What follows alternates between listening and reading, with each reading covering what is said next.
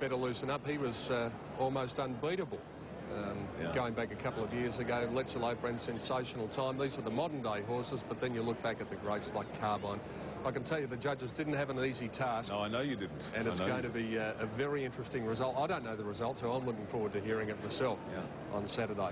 Well, this race, we've got some modern-day champs in this race, the Louis Vuitton Mackinnon Stakes, and it's over that distance, the mythical distance of the race of the century, 2,000 metres at Flemington.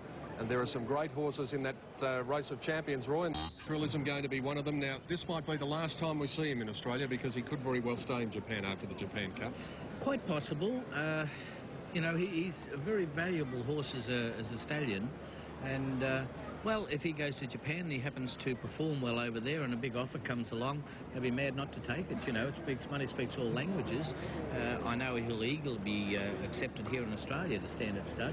He's got beautiful bloodlines. He's been a very genuine racehorse.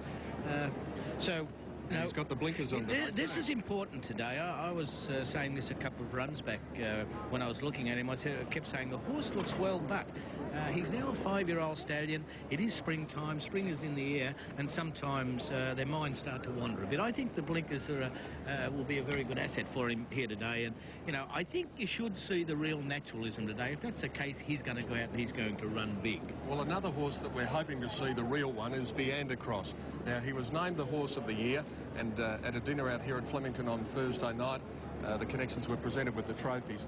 Now, it's important, Roy, to have a look at him, see how he is in the coat, because you said you thought he was a little bit dull in the coat. I've seen him at work this morning, and he's during the week in the mornings, and he's prancing off the track, and that was something the old Viandacross used to do and didn't do for a while.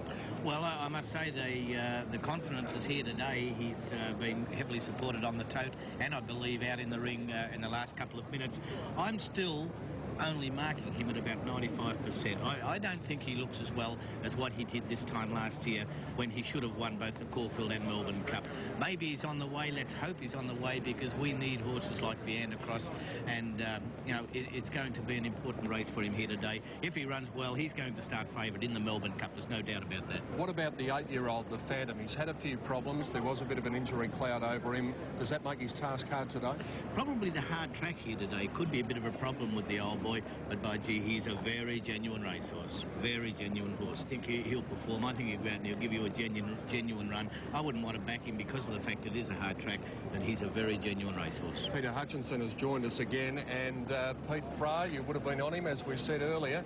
How did he look in the mounting out to you? Yeah, he looks a picture, Pete. I'm just worried, though, it's going to be a hard-run race, and that might just cut out his ability to sprint at the finish. That's the only thing. Probably a few weeks ago, people would have said, well, 2,000 is a better distance for him than 2,400 metres.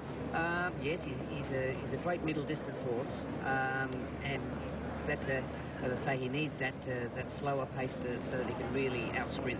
That's his winning move. Hey, he can be a bit hot and cold, a lot like these imported horses. He thinks a lot. But his biggest problem is barrier manners. Right, he gets in the gates and he tends to try and go underneath and get out before everyone else. Great feeling, isn't it? Oh, it's a lovely feeling. And he does it very quickly too. But they've combated that with putting a blindfold on him at the start, which so he doesn't really know where he is and he doesn't think about it then. So it seems to be working. Well, there's a gentleman who should know, Peter Hutchinson, who won the Caulfield Cup aboard Fra. Let's move on to number 8, Roy, and that is Solve It. Well, he ran a gallant race in the WS Cox Plate. There is another horse in the race with a lot of speed, and that is Landowner. And could these two bring about each other's defeat if they go hammer and tongs? Quite possibly. This horse is just a genuine, bold, front-running type of horse, Solve It.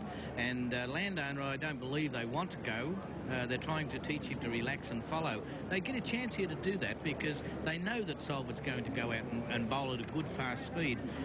If, unfortunately, Landowner does take him on, it will be unfortunate because it does undo all the good work that's been put in. I like Solve It. I think if he's left alone, I think he'll give you a great side. There's no doubt about the fact that the Phantom Chance is a quality racehorse. But, Hutchie, there's one thing that worries me a little bit here compared to the WS Cox Plate. He's drawn wide. It's a bigger field. He had a beautiful run in the race the other day. Everything went right for him. And it's not going to be such an easy proposition today, I don't think. They've got a good long run till they start turning, though, Pete. So he's got plenty of time to get in with a true run race. The race tends to sort itself out, so he should be able to slot in nicely somewhere. But then again, They might leave Solvit alone, and he can dictate the terms. It'll be very hard to run down, I think. He is a superior racehorse, though, Roy, isn't he? He is a superior racehorse, the Phantom Chance. I liked him. I liked the look of him at Moonee Valley. He went out and performed accordingly. I can actually see improvement in this horse today from 7 days ago. So I think we're going to look for a better run again here. I've marked him clearly on top. Our Pompey, you probably wouldn't expect him to win this race, but his run in the Caulfield Cup was very good. He didn't have a lot of room in the straight, and we'll be looking for a pleasing run from him. He should be getting home at the end of the 2000. He did have a very easy run in the Caulfield Cup, just the same, though. Mick Dittman box seated him. I was a bit disappointed that he had to pull the whip on him coming round the corner just to keep pace with the rest of them, but he was still there at the finish. This horse has been set for the Melbourne Cup.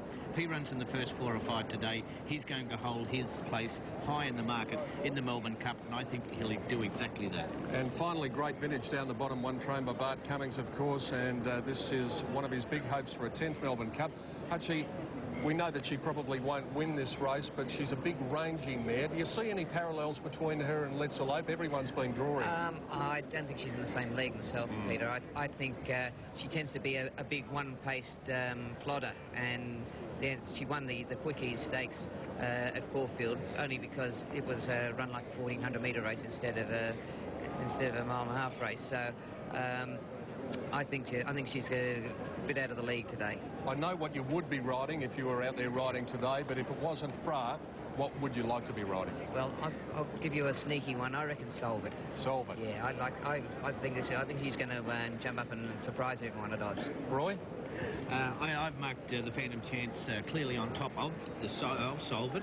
Now, unlike Peter, I do think he'll give you a great sight, and certainly the 2 heavyweights in Naturalism and Vienna Cross. I think they're both going to put in a good run here today. The big track at Flemington will suit them down to the ground. So I've marked them 11-8, 2-1.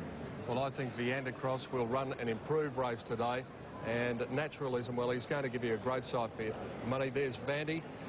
And Naturalism will lead the field out. They'll be coming out shortly. It's a classic race every year, the Louis Vuitton Mackinnon Stakes. They're about to make their way to the stalls for the 2,000-metre journey. And as we survey the scene of beautiful Flemington, we'll take a break and be back in just a moment.